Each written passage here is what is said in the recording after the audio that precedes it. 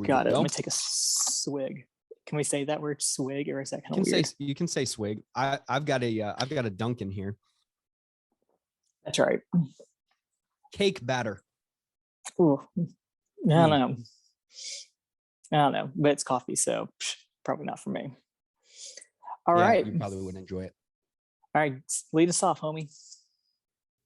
Welcome back to the Preacher's Kids podcast. My name's John, and I'm here with one of my best friends in the world, the co-host of the PK podcast.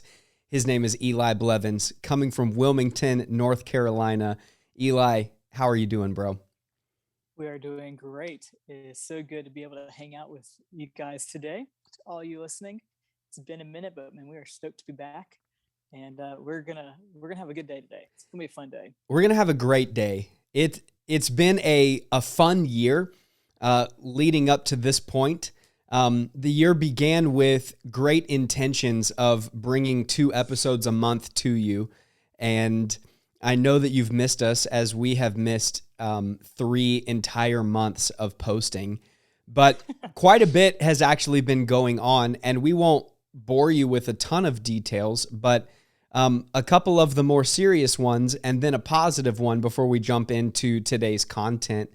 As for me, my family has been growing. Little baby in our household that has disrupted everything and thinks that she's the queen of the house. And there's been so much transition and growth even in our ministry. We've been traveling around doing these revival nights, which have just really taken off and become a major consumer of my time. That's the ministry and the family side. Eli, you've had some ups and downs in your family this year too. Do you want to share some of those with us?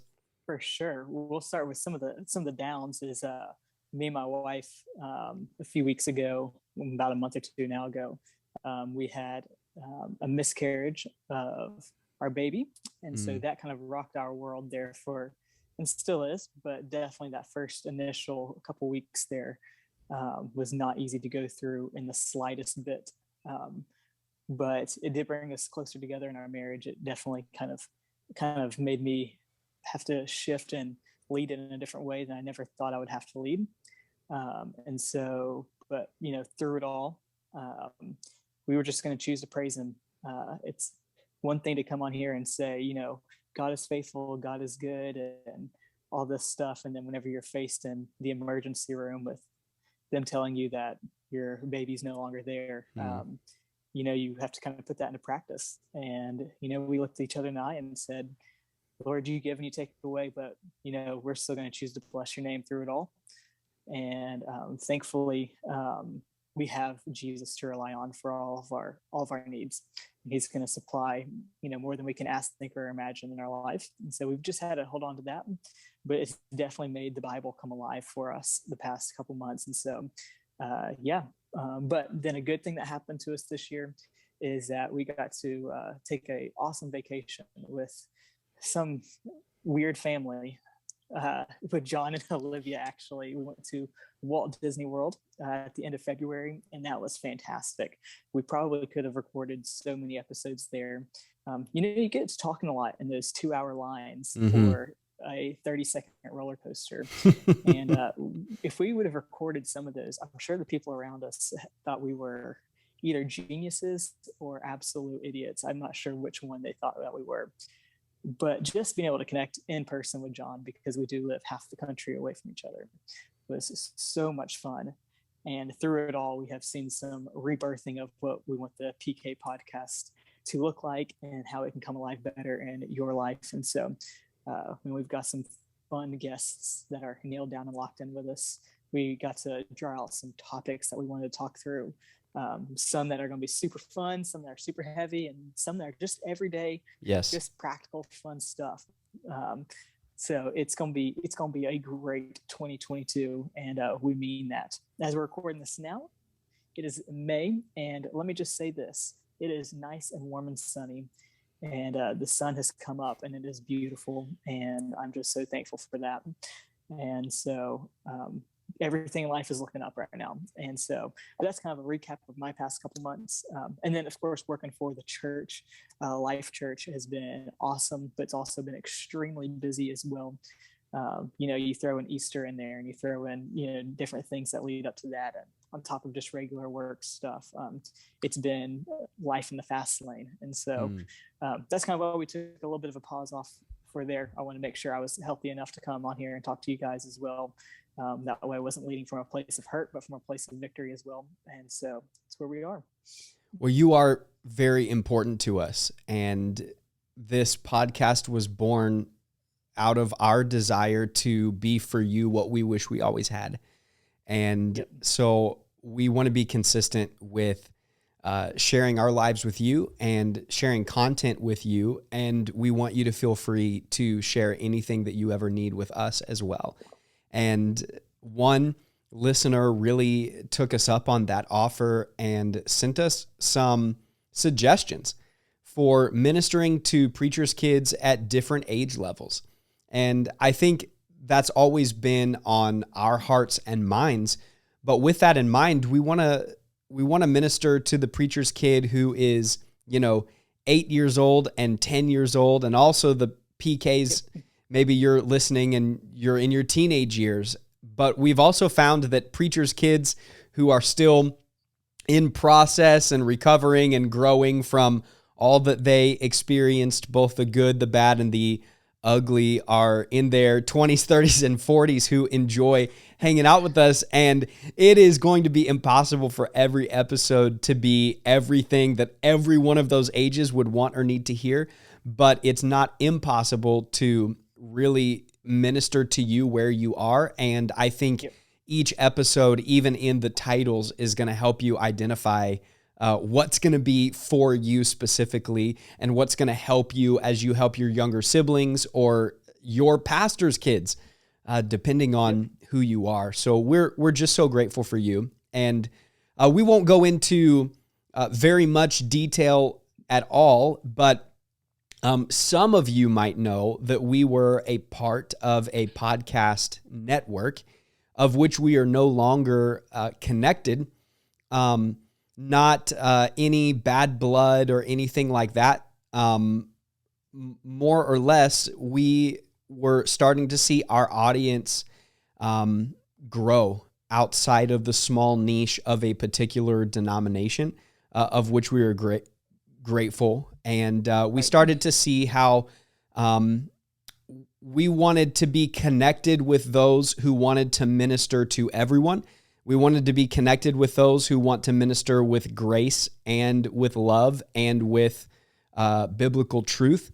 And so in a desire to be connected to that, we parted ways with our former network, and we're going to be creating content with some incredible networks. Moving forward, you're going to be able to find us in places like pray.com and churchleaders.com. Specifically, we're going to be creating content in the social side of churchleaders.com. If you enjoy connecting with other pastors, worship leaders, or ministers in any church context, Church Leaders' new social side is absolutely incredible, and we're going to be hanging out with you there as well. So we're really broadening our borders outside of a small niche into the larger waters. And for those of you who've been with us the whole time, it's going to make zero difference. And you're probably like, I didn't even know they were with a network. And we're grateful for that too. But we're so excited. As we have been navigating the network side of things and our own personal lives in leading from a healthy place and ministering to those that God has positioned in our lives to be an influence upon, we've noticed a common theme, and it's been the topic of our conversation quite a bit lately. How do Christians deal with other people's failure?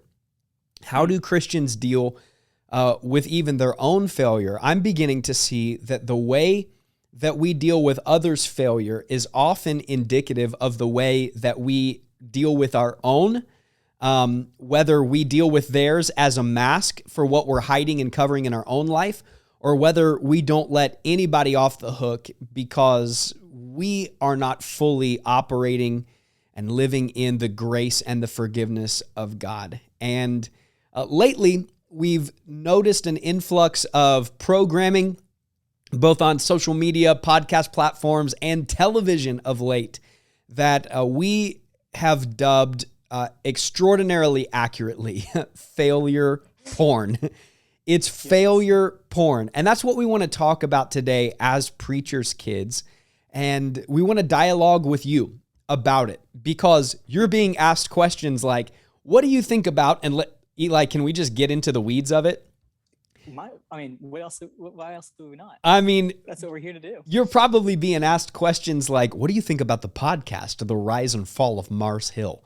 Or have you seen the Hillsong documentary? And what did you think about that? Or insert any pastor that has either failed or been accused of a failure over the last few years, and it's being marketed and profited off of today.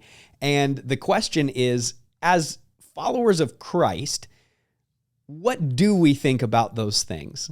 And so, Eli, what are your thoughts? Because I know that several of those mentioned have been near and dear to your heart. So as a Christian, as a preacher's kid, how do I deal with the fall of other people in ministry? What I just think it's, and if we're going to be, me and Jon kind of meet in a hybrid of kind of some of our opinions on this too. So not everything I say is maybe a direct reflection of that. So take that for what it is. But I think it's gross that Christians profit off of, or even the world profits off of churches falling. And I think it, as a Christian, as a believer, as someone who, you're a pastor's kid and you see your parents going through something, or you see your friends that are whatever it looks like. I think that as Christians, we should be the most encouraging to each other and the most life-giving, encouraging people. And then out of our insecurities, though, for either our churches or our parents or whatever it is, we celebrate when a church who is doing better than us or a group that's doing better than us falls. And it's just, and I'm not sitting here saying that people are innocent in this at all. What I am saying is that we have sensationalized failure to a place to where that's all that people want to talk about now is failure. And it's not just a Christian thing. Turn on the news for more than 25 seconds and you're going to see what do people talk about on there? They don't talk about the good news that's happening. You never hear the stories of, the firefighter who rescued the old lady's cat from the tree. No, you don't see that. You see every negative thing imaginable. What things on Twitter get the most retweets, gossip and things like that, things that are bad news. So I just think as Christians, what a unique opportunity we get to have to be life-giving in our tongue. The power of life and death is in the tongue. And what's in the heart also comes out of the mouth. And so if what we're talking about is a failure all the time, that means somewhere in our heart, we either wanted to see those people fall, or we, or that we just have, we're humans. So we have sin in our lives and sin in our hearts. And so none of which is necessarily quote unquote bad. I'm not saying you have to overextend grace to people who may not need it, but I just think that in terms of some of these groups, churches, organizations that have taken a hit lately, it just seems like the Christians are the first to be the cheerleaders for these kind of downfalls and the last to extend grace. Yet when the same people are on stage and, talking about grace at their church, they want everyone to give them grace for times where they've messed up or the times that they've, hurt a relationship. And so it's a lot easier to talk about than it is to live out. And so I just think in terms of what's happening culturally right now, you just see it everywhere that the and I don't even want to call it evil intent, but I do want to call it, I do want to be strong in my language that celebrating others' failures, it doesn't make you look any better. And I think that's what so many times happens is that we are like, oh yes, they did this, but we didn't, and so now we look better than they do, Mm. and it's a pride issue. And so if you're celebrating this out of a place of pride, or you're promoting something that is falling because you secretly want to make yourself look better, you need the biggest heart check in the entire world, especially if you're in a place of leadership. Now, to our pastors' kids who are younger, let's contextualize this in what you have in your life. Maybe you're at school and you see, and maybe you're someone who was like myself, who I struggled in school a lot. It did not come easy to me, but I got out. Here I am, 28 years old, and made it out of school. But you see someone that may be the popular kid in the school or something like that, and you see them either get in trouble, or they did something wrong, or you see that, and you secretly are inside like, finally they got what was coming to them, or yes, now I look good because of this. That's the same heart as us as Christians celebrating failure within the church. You're just doing it in a classroom setting instead of there. And so, and I'm not saying you got to sit around and be everyone's biggest cheerleader either. No one's saying that at all. We're not saying to criticize what needs to be criticized, but we are saying check your heart whenever it comes to some of those things, because I believe that we just have we have our own pandemic within the church and within Christians of just wanting to fill our mouths and fill other people's eyes and hearts and head with these failures of people. And so me and Jon had gotten the phone about a month ago as some of the stuff was really kind of at the climax of happening, especially with the Hillsong documentary and the rise and fall of Mars Hill, and these things that we get asked about Ravi Zacharias, just different heroes of both mine and Jon. And we're sitting here going like, what part can we play in showing people that yes, these things happen. Yes, we can extend grace, but yes, we can also, for ourselves, try to figure out the best way to navigate this and help other people navigate this as well. And Jon is just a brilliant with words and his thoughts, and he was able to lay it out better than I could. And so I'm gonna let him kind of touch on it a little bit, but that's just where my head is at with some of this. Is we're quicker to celebrate failure than we are to feel sad for the church or feel sad for our common friends and things like that. And so just check your heart and kind of your motive of it. Like I said, it's not bad to criticize, but also you need to check your heart where it's coming from. Well, I love how you took a complex, big issue in the church and even related it to our younger friends. And, my preacher's kid that is, 12 years old listening right now. People are going, that's really childish. You just made it super elementary. But so much of what is happening on social media and television these days is extraordinarily childish. Maybe because children weren't raised up in the way that they should be. As preachers' kids, we're always tuned into the fact that criticism shouts way louder and more often than celebration does. And so you can be doing things really well for weeks upon weeks or months upon months in the church context or even in your individual life. You're in school and you're working hard and you're making progress and no one really celebrates that, but the one time you slip up, it gets called out, and it can feel extraordinarily frustrating. Like, it feels like it was just yesterday you were criticizing me because I haven't heard from you except for when I did something that was wrong. But in that school context, I remember I didn't get in trouble a whole lot. I was the preacher's kid in that context, in that I had good friends and we were part of a good Christian school and nobody really got in trouble a ton, but there were those kids who just were like super good and, they knew it and you knew it. And if you got called out on something, it kind of burned because you knew they were looking at you some kind of way from across the room.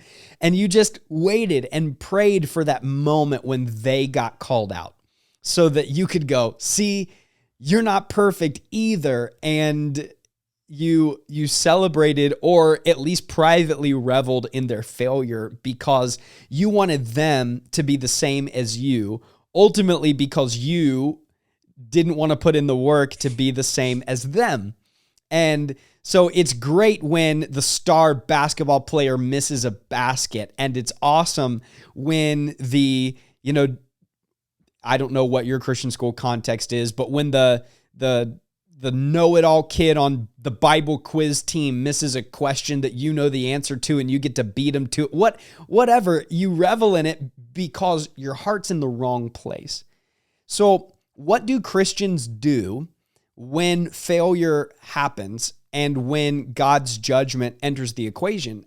I've been studying the book of Micah lately, and I've been amazed at how much was in this obscure book of the Bible that I had never heard any sermons preached from.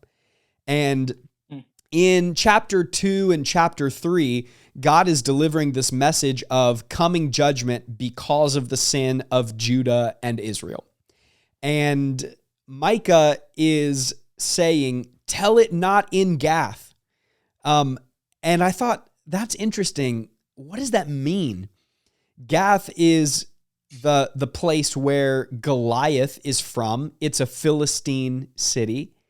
And Micah is not responsible for the sin of the people around him. He's a good man and a godly man. That's why God's using him as a mouthpiece. And Micah, like any righteous prophet, hates the sin of Israel and of Judah, and he wants them to change. So he's not celebrating it. But when judgment falls, he doesn't have an attitude of, see, I told you, or let's share this everywhere so that everyone can know that the prophecy God gave me was right. He doesn't do that. He says, I don't let anybody outside the family know this. Like, I don't want any Philistines to know that our Father, or that God is judging us, because I don't want the world to revel in the failure of God's people. Right. That is the attitude of a true, humble child of God. That's the attitude of a follower of Christ. That we know that God corrects his own. And so we're grateful that judgment exists, especially when God brings judgment on the people who are coming for us. David was always celebrating, or praying, God, destroy my enemies, please, because they're your enemies too. He prayed some super specific prayers, and he praised God when God stepped in and did that. But the follower of Christ celebrates God's judgment in that sense, but not in the sense of, look at someone who was a pastor falling, or look at this church having a struggle. If we celebrated even half as much as we criticized, whether openly or privately in our own hearts and minds, I believe that the culture, especially the church culture, would be entirely different. My friend Landon has these, I believe he created them. They're these little things that hang from your rearview mirror in your car. You know how some people hang the fuzzy dice or, the smell good things from there. So he made this thing that says, pray for every church you pass. And I just love that. Yep. Because we don't do that. We will share on Facebook when that church leader sins, and we'll be the first to call our friend and go, did you hear about Carl Lentz? Hey, did you hear about Brian Houston? Did you hear about Mark Driscoll? Did you hear about James McDonald? Did you hear about, insert whoever you have followed there? Did you hear? Did you hear? Did you see the memes? Did you watch the videos? Did you see this on the news? Did you know they're making did you listen to the last episode of The Rise and Fall of Mars Hill? And it's like, here's what it is. It's addictive. It's porn. It's failure porn, where we onlook at the actions of another and we're kind of glad that it happens. Nobody's listening to A Rise and Fall of Mars Hill and weeping in prayer for Mark Driscoll or the elders of Mars Hill and like, God, please restore them and help them and bless them. And nobody's doing that. They're going, wow, that was really well produced. It was entertaining. I actually enjoyed listening to that podcast. What? Problem. We need to get back to Micah's statement. Tell it not in Gath. Like, don't put this on Facebook. This does not need, it's not that we're hiding sin. It's not one of those, this should never get out. It's we should be brokenhearted that the world is even hearing about God's people failing, because at the end of the day, we're brokenhearted about God's people failing, and we're brokenhearted for the people that have fallen. The Bible says, if a brother is overtaken in a fault, you which are spiritual, restore such a one in a spirit of meekness. And the reason why the westernized church today does not practice or believe in meek restoration is because most people that call themselves Christians are not spiritual. That's what the Bible is saying. If you are spiritual, you believe in restoration. If you're unspiritual, you believe in judgment exclusive, grace for me, judgment for you, and let's tell the world about it, and you're disqualified and never welcome back, and you crossed a line just too far for God to ever use you again, and he's removed his calling. How do you even know? Well, ultimately, because you want to be the Holy Spirit, and you hope to be the one who brings the gavel down. Yep. Man, I think you said it better than any of us could. I think it's like you said, it's addictive. Bad news is just addictive. I mean, how often, John, are we calling each other and going, man, can you believe what good this guy is doing right now? Like, that's just not something you pick up the phone or you text your friends. If you're in school, you didn't go, unless it's like a cute guy or girl that like you're mad crushing on or something like that. But you're not typically going to the classmates. Man, can you believe like he did that? Like he actually, he picked up the books for, the person that fell down, and he helped pick up the trash out there. Like, and what a great guy he is, or what a great girl. Like, they're just so awesome for doing that. No, it's, oh my gosh, can you believe, like, did you see that look he was like, did you hear that he failed that test? I thought he was a straight A student. Can you believe that? He didn't make the basketball team. Like, I thought he was an athlete, and that spreads so much quicker, and we get addicted to that, mainly because our society likes uniformity. And if we can't have it, then you can't have it either. And we see that happen so much. If we can't have all the people in the church, they shouldn't have it either. If we can't be on the basketball team, then you shouldn't be on the basketball team. And we can even go political with this too. You make a lot of money, so I should make a lot of money. Amen. You don't make a lot of money, so I shouldn't. Or you got your loans paid for. Why shouldn't I get mine? And it's an entitlement thing, an entitlement of uniformity, because it's a lot easier to say and be the yes man and to just go along with the world than it is to actually have your foot planted firm in the ground and say, actually, no, I'm going to stand for truth. I'm going to stand for what I believe in. It's a lot easier to do that. And so I think I want to say in Australia, they have this term for it. I know my mom's talked about before, this phrase called the tall poppy syndrome, where essentially people would want to cut down the tallest poppy so that everything looks the exact same. The plant looks the exact same, and everything looks uniform and clean and cut. When the reality is maybe that one was just a little bit more healthier, so it grew faster than the others did. And whenever it gets chopped down, people celebrate that. So that's why when you see CEOs stepping down, it's like, oh wow, they had it coming for them. These greedy CEOs, all that pastor failed. I knew it. I know he couldn't get all his people in his church just by preaching the gospel. I knew that person wasn't going to make the basketball team. He's so cocky anyways. Like, he shouldn't do this. Or can you believe that she's dating this guy? So we want uniformity for whatever reason. I just want to repent over actually having preached that. I grew up in a context, it was called fundamentalism or independent Baptist, where we said from our pulpits that the big churches were big because they compromised on the gospel and on doctrine. And that's why people wanted to be there. And our churches were, even though our church was large and shrunk, that was how we justified the shrinking, was our church is shrinking and none of these other churches can grow, these independent Baptist churches, because they're actually preaching the Bible and people hate it. And, as a pastor, I think I was guilty of that for about 3 seconds in saying, well, the reason why we are where we're at is because we're actually preaching the word, and people they just have itching ears and they just want to go hear that guy. It's totally discounting the power, the magnetism of the cross. Jesus said, if I be lifted up, I will draw men unto me. And when we lift him up, he draws men. Now, are there like heretics in pulpits around the world who are amassing large crowds in the name of Jesus, who are like slowly guiding them toward hell? Yes, it's happening. And we're not going to waste even a second pointing them out. If you don't have the spiritual discernment to see the difference between the two, you've got bigger problems. But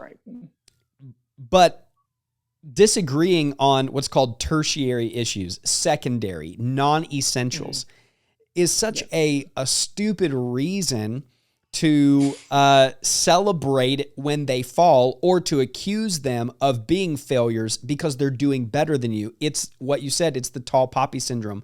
I'd rather drag you down to my level than put in the effort, whether in prayer and fasting or community outreach or whatever, to grow to that level. I'd rather judge the good student and call him a nerd than to study to have a 4.0. I'd rather say that guy just has a natural ability in sports that I don't have, because I'd rather not go to practice and run because I hate running. It's so much easier to criticize than it is to work and to be constructive on your own self. And I heard somebody say this last week in relation to all of this. They're like, well, I love them, love the sinner, hate the sin. And I'm like, better yet, love the sinner, hate your own sin. Like hating my sin is a full-time job. Like I don't even have enough time to hate all of my own sin. And so if I don't, you certainly don't. And I don't need your help hating my sin. I can hate it all by myself. And we have wives that'll help us with that too. 100%. To my preacher's kid friend that is not yet married, one day God will give to you, more than likely, a spouse that will be similar to the Holy Spirit in conviction and sometimes in condemnation. It just depends on the situation, but you will grow exponentially when there is a audible voice to say, psst, don't do that. You shouldn't do that. It's so true. I was thinking right now about all the last movies that I have seen recently. So just think of a movie you've seen, and 80% of the story is the failure that happens, and 10 to 20% of it, 10% of it's the kind of the setting in the background of what's happening, and then about 10% of it is when the hero comes in and saves the day. And people are addicted to those 80% of when it's bad, when the person's died, when everything seems dark and when everything seems out of place, and then they just expect eventually the hero will kind of come in and save the day. And much of like ourselves in our own lives, it's in cultural context, we focus so much just on the 80% that's negative, and we don't kind of realize that, especially in churches, like John said, he grew up in a church where they would preach more condemnation, and I'm wondering, what about the gospel that really should be 80% of what we preach and talk about, and 20% should be about the calling either ourselves out or people out for their failures, and we forget what the actual gospel looks like, the actual hero of our life looks like. Hollywood, they make a lot of money on the 80% that is negative and the plot that happens. But in churches, if we're not preaching, if we're not talking, if we're not sharing with our friends, if we're not spreading life around, then honestly the other parts don't really matter. And we live in a world that has enough negativity in it. Why even feed into it? I don't want to say it's a what's the word I'm looking for? I don't want to say it's necessary to be completely naive to what's going on in people's lives, because life is hard, school's hard, work is hard, being a parent is hard, being just living and trying to navigate life outside of COVID for those who are even just going back to school and been virtual for so long. But at the same time, when was the last time you went, man, I'm just so thankful that it's sunny outside. I'm just so thankful that I've got parents that love me. I'm so thankful that I'm part of a church and have friends. And I'm so thankful that, this is happening in my life. it's not very common. I was actually watching someone on YouTube, and he said he had to force himself to write down 5 things that he was thankful for every day. But he used the word forced, and I was like, why do we have to be forced into Mm, writing down the things that are good in our life? And it's only 5. Like, and I'm sitting here going, like, it's crazy that that's what's considered forced now, when everything else is negative in our life, mm, when it should be, and you've probably heard this before in your church. I know I've said it before. It's a great little phrase that will get retweeted out a whole lot. And it's, don't tell your God how big your problems are, but mm. tell your problems how big God is. And we hear that a lot, but it's like, yeah, we do serve a God that's so much bigger than any failure that people are going through. And guess what? Newsflash, you're going to fail too. It's encouraging news that you're going to fail, but you are, and you're going to want that same grace extended right back to you. And God, He's supreme. He already knows. Yep. He knows you're rising and you're going, and He knows when you're awake and when you're asleep. He knows it all. And what a great thing it is that we get to be Christians and to navigate this with Jesus, because there's a lot of people and your friends that are going through negative times in their life that don't have Jesus. Right. They don't have that relationship with Jesus. And so I encourage you, this is the time where you learn how to have your own faith for yourself, because you can carry the gospel with you into those school hallways, or wherever it is that you're going. Yep. On your teams. So I think a good way to land this plane is to hit failure from both sides of the equation. Yep. For the critic that is going, well, the people you mentioned, well, I hate those people, or they've done damage, or whatever it is that they have to say, you may not even be totally wrong. I happen to know people who are involved with like Mars Hill, for example, that have pointed out that every episode of that piece of propaganda called The Rise and Fall of Mars Hill has straight up lies, or at the very best conjecture in it. I've been around certain leaders who have had public failures or very public accusations, and I know them and I know their stories, and I've met people that were impacted by them, both good and bad. So what do we do? Because as preachers' kids, we are leading, and we may be in a position someday to help people navigate maybe even our parents' failure, or failure of a staff member, or failure of someone who's in the family of Christ. So what should somebody do when they fail? If you're helping somebody who has fallen or failed, what should they do? It's actually quite simple. First, acknowledge that there was a failure, that there was a sin there. Whether intentional or non-intentional, just acknowledge it. And then admit it to the people that were impacted. I like to say public sin, public confession, private sin, private confession. And that may not be universally true, but it is true a majority of the time. Go to the people that were impacted. And I grew up in a context where, if someone did something wrong, they're going to stand up in front of the whole church and tell everybody, hi, my name is John, and I told a lie last week, and everybody, and they're going to be like, well, you can't sing in the choir for 4 weeks now, whatever, as our public way of judging you. Not biblical. That's not church discipline. That's satanic judgment. But acknowledge the sin, admit to those who were impacted, and ask for their forgiveness.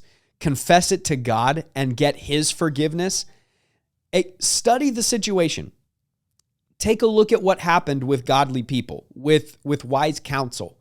And how did we get here? What were the decisions that led to the? What steps did I take that led to this wrong turn? And what can I do to avoid this in the future and to help others avoid it as well? And then, after you've done that, move on. Be done with it. Yep. We are never more like Satan than when we're accusing other people. He's the accuser of the brethren. And we are never more demonically influenced than when we keep bringing up people's pasts, failures, and sins when God has buried them in a sea as far as the deep is from the west, never to be remembered against them, never to be brought up as a charge anymore. Jesus says, gavel's dropped, forgiven. The judge has cleared the charges, and I have taken the punishment. So who are we to keep bringing that up? So if you're helping someone navigate a failure, that's the process. That's what you do if you fail. And then when we look at other people that have fallen, regardless of how they are approaching it, what we do, what mature believers do, what spiritual followers of Christ do, is we recognize that God's grace is universal. God's grace does not come to them or you based upon performance. Grace is contingent upon Jesus. So they don't get less grace because they sinned in a different way than you. And neither will you when you undoubtedly mess up, because you're human and you are not perfect and will not be until eternity. We are being perfected. We are being sanctified, but you are not perfect. And recognize that for you that has fallen, or for the one on which we are looking that has failed, God still has a plan for their life. And he is the author of the plan. He gets to write the story, not you, not them, not us. So we need to get on God's page. We need to be in the same chapter as where he's at, rather than trying to be the author of someone else's story. Right. You can try to write RIGHT someone else's story or your own and epically fail because you're not the author of right. Or you can let God write the story, both RAGHT and WRITE, and he will do an excellent job. But I just don't see biblically a place for people who are profiting off of the failure of others, i.e., discernment bloggers who are restoring the church or what have you. That's satanic. It's Satan's MO. I don't see any true love-filled, grace-baptized follower of Jesus marketing the failure of another believer, because we're not really loving God unless we're loving other people. That means we don't sweep failure under the rug. We don't ignore it. We don't hide it, but we also don't revel in it. We don't promote it, and we don't continually remind people of it. We move forward. And who's got the time?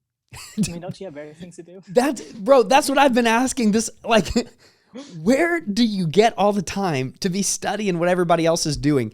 Either you're actually doing something, or you're writing blogs and making videos on how other people are not doing something.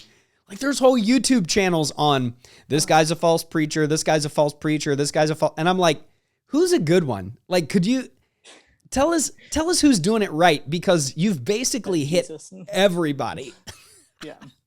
Well, I think sometimes, like, I see those things and I'm just like, especially when it's pastors doing this, I'm like, what about the people in your church that you're probably supposed to be like with, like, you know, like actually helping them with, but you're too busy on YouTube, you know, talking about everyone else but the people that you're in community with.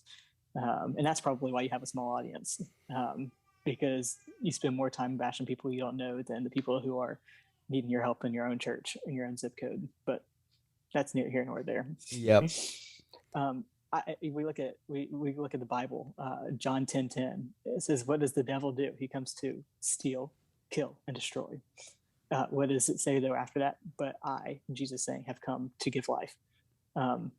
Where are you in this? We're not necessarily saying that you, the listener, are the devil in this, but are you participating in things that are, i.e., demonic, that would be killing? Maybe you're not killing somebody, no, but you may be destroying. You may be trying to steal someone's, you know, whatever it is. Where are you lining up in this? Or are you coming to show life and show life to the full, to the abundant life? It's good to have a heart check sometimes. It's good to have these hard conversations with yourself. And we see it happen in almost every Bible character ever. They've had to have kind of overcome something. And, you know, again, like we alluded to, we're Christ followers. We want to be imitators of Christ. We don't want to participate in things that are not of that. So yes, stick the thing that you need to stick it on, stick your, we'll call it judgment or whatever, stick the scrutiny in its rightful place. Yes, it has a place in the book, but it may be just chapter 2 of 20. Mm. So don't make it the whole entire book when it may just need to be a chapter of it. Don't major in the minors here. And also go focus on your friends, and focus on your family, and focus on your own health. And then come back to us whenever you're perfectly healthy, sin full of free of all sin. And then we'll have you on the podcast. We'll actually let you take over the podcast. Yes. You can have it. Me and Jon will gladly step away when that's you. And whenever you're fully healthy and you're fully walking like Jesus, and you're not bashing or gossiping, and great, we'll do that. Me and Jon are completely guilty of this. We're not sitting here as better than now at all. Actually, this conversation came from a place of frustration, that we're having with these things. Yeah, and we had to work through it ourselves and some of these things. So we're not sitting here perfect, but we're going to minister out of a place of we've walked there before, and we're trying to get better every day. And so your next step, focus on yourself, focus on the people around you, lift each other up. John 10:10, Jesus has come to show life abundant. Be that Jesus to somebody else. Amen. So our practical walkaway this week is to celebrate 10 times more than you criticize. And if that's something that you need to keep in a prayer journal or something like that, you need to get a friend that you call every day to say 10 positive things, for all the critical thoughts that you've thought or critical things that you've said. Do it.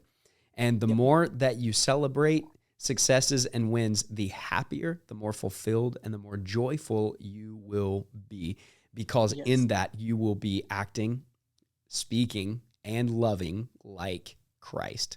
We love to live to love, what my friend likes to say. We love to live to love. We are not loving God till we're loving other people, and when we're loving other people, through them and in them, we are loving God. So absolutely. Turn off the failure porn, get rid of that addiction, and find something wholesome to watch. If you need Netflix suggestions, please hit us up in the DMs at Those Preachers Kids on Instagram, and we would love to let you know all of the great shows that we are watching on Netflix, Hulu, Paramount. What are all the streaming services now? Speaking of like Instagram and stuff, we'll take it a step further. We'll link some other good friends of ours who are crushing podcasts and stuff right now too. And that's a great idea. Killing it. So we're going to give you guys 5 this week, friends of ours that we'll pick, that we're just going to celebrate, because we believe that, put our money where our mouth is. And so we'll pick 5 people that we're just going to celebrate this week. We want you to follow their social channels, listen to their podcast or their YouTube or whatever it is. And, they're our friends, so might as well shout them out. So we'll put our money where our mouth is too. Hey, and shout out to our friends at pray.com. If you would like to grow like I've been growing in your prayer life and in your Bible study, I want to gift you with a pray.com subscription for free. It normally costs to have Pray Plus, but you can have it for free by checking out the link in the show notes. And Eli, the podcasts are great on there. The devotional content, it's also good. But my favorite part is the audio Bible that Pray has that no one else has. It's voiced. There are several, but my favorite one is voiced. It's incredible. It's voiced by James Earl Jones. And yes, Darth Vader. Yeah, Darth Vader, Mufasa, or from The Lion King. There's just something special about hitting play and hearing, "In the beginning, God created," and you're like, yes, He did create that. It's like God's speaking to me in my earbuds right now. I don't know if God sounds like James Earl Jones, but I have to guess that that's as close as we're ever gonna get, and I know you're gonna love it. So click the link in the show notes and type in your email address. It'll shoot you a link to download or activate your Pray subscription for free. And let us know when you do, because our podcast is going to be there very soon as well. And we are so excited about that. Let's go. Thanks for listening today. And we promise not to ghost you again for so long in the future. Well, maybe I shouldn't say we promise, but we are highly motivated to not. So we can't wait to see you again in a couple weeks.